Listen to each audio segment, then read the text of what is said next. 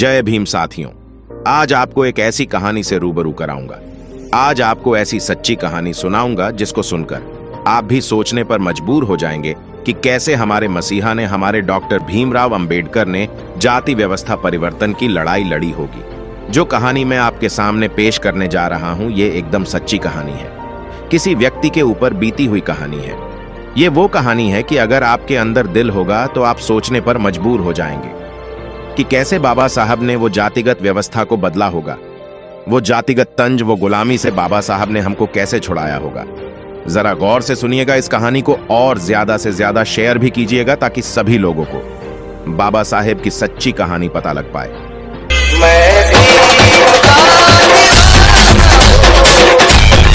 ये कहानी उस समय की है जब बाबा साहब बहुत छोटे थे। एक समय की बात है कि बाबा साहब की उम्र मात्र 5 वर्ष थी।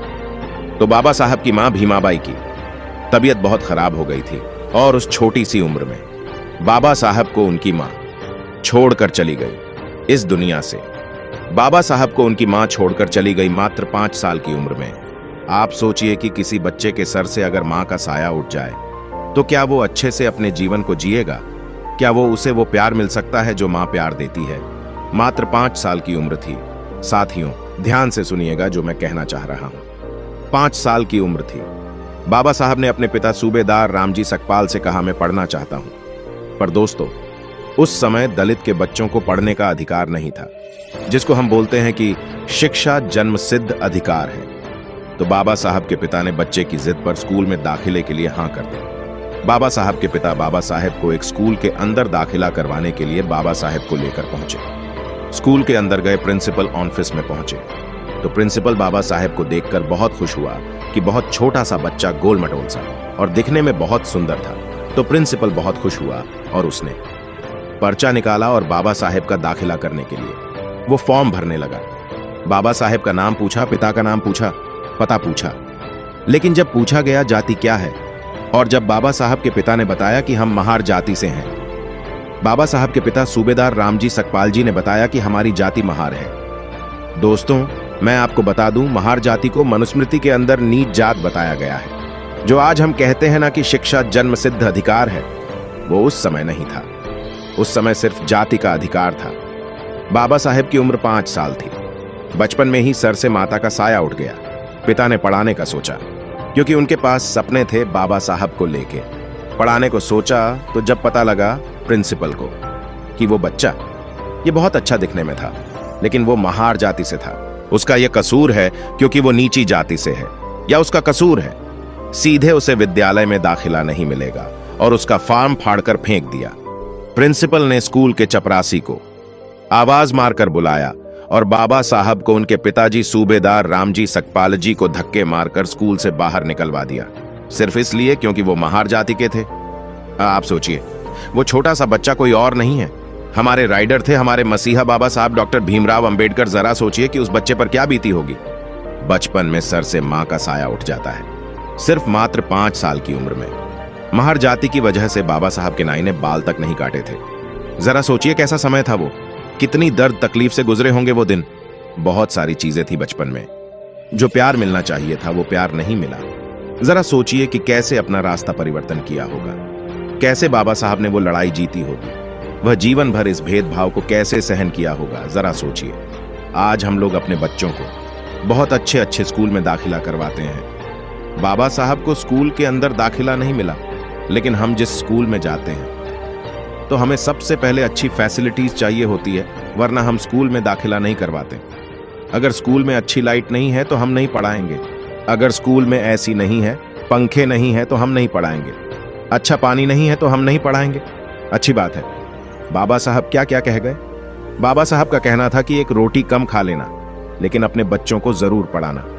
वो इसीलिए क्योंकि शिक्षा का बहुत बड़ा महत्व था। लेकिन बाबा साहब रुके नहीं, स्कूल से निकाल दिया गया। बहुत प्रयास किया, बहुत सारी चीजें हुई, लेकिन मैं आपको यह बताने का प्रयास कर रहा हूं कि सोचें, जिस बच्चे को स्कूल के अंदर दाखिला भी नहीं मिला, उस बच्चे की वजह से आज आपके बच्चे बहुत अच्छे अच्छे स्कूल में पढ़ते हैं। बहुत अच्छी अच्छी लाइटें लगी हुई हैं। ऐसे स्कूल में आप अपने बच्चों का दाखिला करवाते हैं कि बहुत अच्छे अच्छे पंखे लगे हुए हैं। बाबा साहब को तो दूर से पानी डाला जाता था, लेकिन आपके बच्चे जिस स्कूल में पढ़ते हैं आप देखते हैं कितने अच्छे बंदोबस्त देखने को मिलते हैं। हमारे बच्चे जब कहते हैं हम कॉफी पिएंगे, हम बिस्लेरी का पानी पिएंगे। अच्छी बात है बाबा साहब हमें देकर गए हैं वो सारी चीजें, उन अधिकारों को हमें फायदा भी लेना चाहिए, लेकिन हमें भूलना नहीं चाहिए कि कितनी कुर्बानियों से, कितने संघर्षों के बाद ये सारी चीजें हमको मिली। आज हम लोग बड़े बड़े सेठ हो गए। आज हम लोगों को बाबा साहब आंबेडकर का नाम लेने में भी शर्म आती है, शर्म आती है। पर क्यों आती है हमें शर्म? कोई बताएगा? हमारे मसीहा कौन थे? ये चीजें आपको ऐसे ही नहीं मिली है। बड़ा त्याग, बड़ा बलिदान हुआ है। इन चीजों को आप तक पहुंचाने के लिए आज इस देश में बताया जाता है कि पेट्रोल पंप पे काम करने वाला व्यक्ति इस देश का सबसे अमीर इंसान है और बहुत कम पढ़ा लिखा व्यक्ति क्रिकेट का भगवान बना है। लेकिन इस चीज को चीख चीख कर नहीं बताया, न कि क्लासरूम के बाहर बैठकर पढ़ाई करने वाला बच्चा जिसको 5 साल की उम्र में सिर्फ जाति के नाम पर उसे स्कूल से बाहर निकाल दिया गया। वो बच्चा इस देश का संविधान निर्माता है, दलितों का भगवान है। ये कभी नहीं पढ़ाया जाता है। क्यों? क्योंकि आज भी जातिगत मानसिकता लोगों के दिमाग में है और हम जो लड़ाई लड़ रहे हैं वो जाति को खत्म करने की लड़ रहे हैं। इस देश में समानता लाने की लड़ाई है जो वापस से एक हमेशा लड़े। बाबा साहब इस देश में क्वालिटी लाना चाहते थे। बाबा साहेब ने बचपन से ही सुख का मुंह भी नहीं देखा। सोचिए ना, जिसके सिर से मां का साया उठ जाता हूं, बहुत छोटी सी उम्र में बहुत जल्दी शादी हो गई, लेकिन समाज सेवा का ऐसा जुनून सवार था, ऐसा जुनून सर पर सवार था। वह चाहते थे कि मेरी आने वाली पीढ़ी को यह सारी चीजें भोगने को ना मिले जो हम भोग रहे हैं। जो चीजें उन्होंने सही वो मेरी आने वाली पीढ़ी ना सहे। इसीलिए उन्होंने बहुत संघर्ष किया, बहुत काम किया, विदेश गए, विदेश में पढ़े, अपने लोगों के हक अधिकार के लिए हर जगह आवाज उठाई। लेकिन हमारे लोग आज लोगों को घर से अपने आप को अंबेडकरवादी कहने में शर्म आती है। कभी कभी मैं सोचता हूं कि बाबा साहेब ने इतनी सारी लड़ाइयां क्यों लड़ी, किसके लिए लड़ी? क्योंकि जिनके लिए भी आज लड़ाइयां लड़ी वो लोग बाबा साहब को भूल चुके हैं।